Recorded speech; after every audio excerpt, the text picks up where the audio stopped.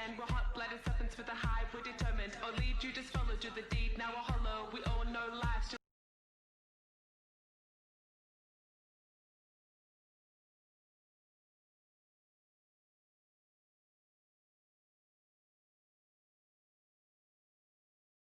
Is a petrified whale bone. In the Eocene, which is like 35 to 50 million years ago, Yes. whales were actually deer. They were these little deer who roamed around and ate the foliage.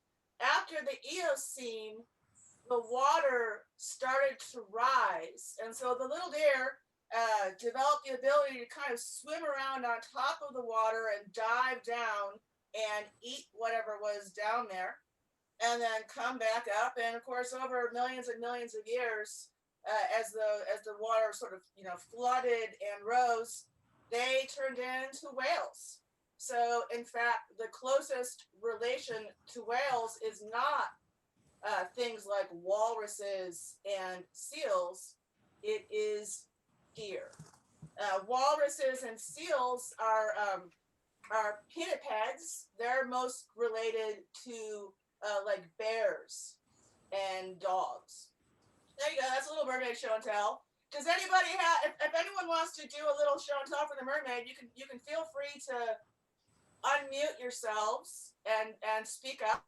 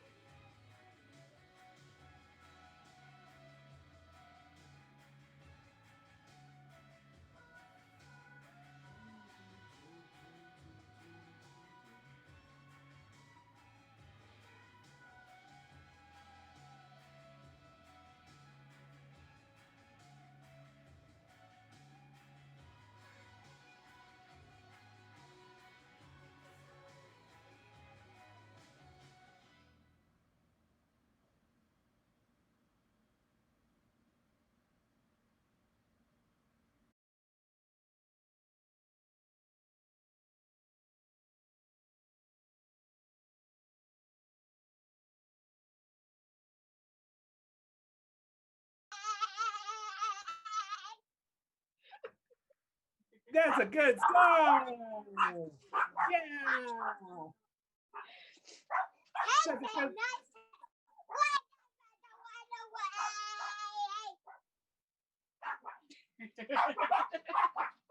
That's a good song. Send it away.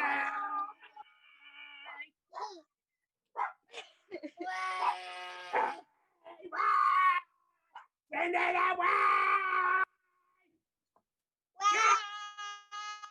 Yeah.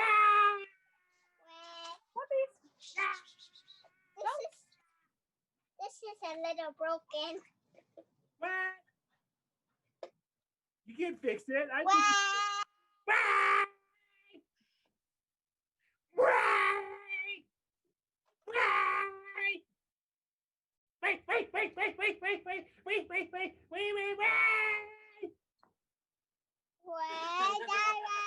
Let's for the quiet present story, and I went out that that's for a little bit story. And the love for a little bit story. What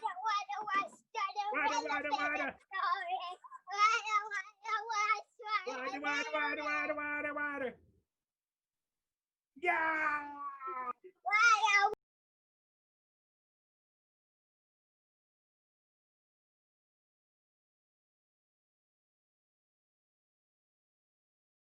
Viewers. All right. I should show them the dog.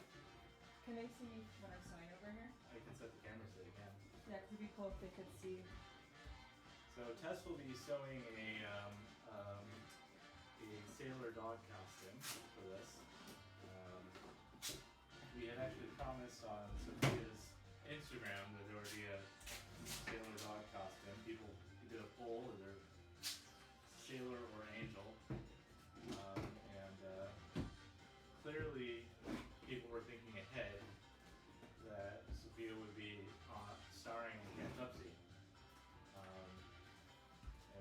think about that. So until then, Are they gonna be able to hear you with the music? I don't know. I'm turn that over. Yeah.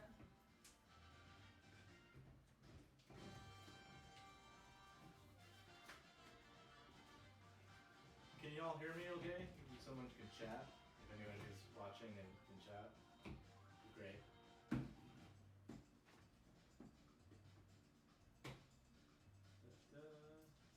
You can see with this. Test. Hmm? Chat.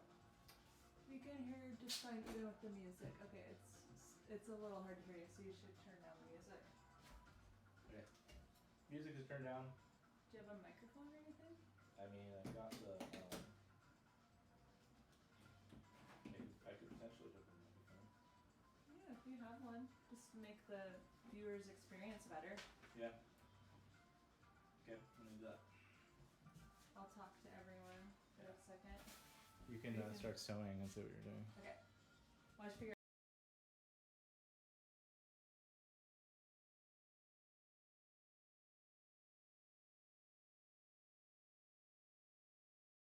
the skyline. Hour by hour, as he waited without avail, Sharky's savage temper had risen, for his arrogant spirit chafed against any contradiction, even from fate itself. To his quartermaster, Ned Galloway, he had said that night, with his odious neighing laugh, that the crew of the next captured vessel should answer to him for having kept him waiting for so long. The cabin of his pirate bark was a good-sized room, hung with much tarnished finery and presenting a strange medley, probably not unfamiliar to some of us on this call, of luxury and disorder. The paneling of carved and polished sandalwood was blotched with foul smudges and chipped with bullet marks fired in some drunken revelry. Rich velvets and laces were heaped upon the brocaded settees, while metalwork and pictures of great price filled every niche and corner. For anything which caught the pirate's fancy in the sack of 100 vessels was thrown haphazard into his chamber. A rich, soft carpet covered the floor, but it was mottled with wine stains and charred with burned tobacco and other burnable materials. Above, a great brass hanging lamp threw a brilliant yellow light upon this singular apartment and upon the two men who sat in their shirt sleeves with the wine between them and the cards in their hands deep in a game of piquet. Both were smoking long pipes, and the thin blue reek filled the cabin and floated through the skylight above them, which, when half opened, disclosed a slip of deep violet sky spangled with silver stars. Ned Galloway, the quartermaster, was a huge New England wastrel, the one rotten branch upon a goodly Puritan family tree. His robust limbs and giant frame were the heritage of a long line of God-fearing ancestors, while his savage black heart was all his own. Bearded to the temples, with fierce blue eyes, a tangled lion's mane of coarse dark hair, and huge gold rings in his ears, he was the idol of the women in every waterside hell, from the Tortugas to Maracaibo on the Main. A red cap, a blue silken shirt, brown velvet breeches with gaudy knee ribbons, and high sea boots made up the costume of the rower Hercules. A very different figure was Captain John Sharkey. His thin, drawn, clean-shaven face was corpse-like in its pallor, and all the sons of the Indies could but turn it to a more deadly parchment tint. He was part bald with a few lank locks of tow-like hair and a steep, narrow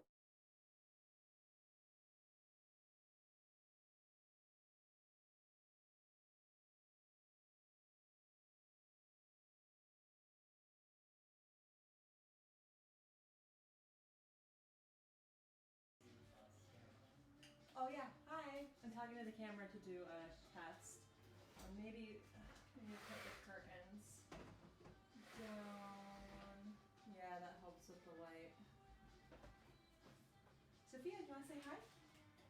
She's on a cooling mat. Do you want to jump on my lap? Come here. Do you want to say hi to your fans? Say hi. Hi, fans. I'm the best captain there is. Yeah, microphone helps. Okay, great. Directional mic, so. Great. All right, now we're back in business. We have a mic on it, so it's a little bit better sound.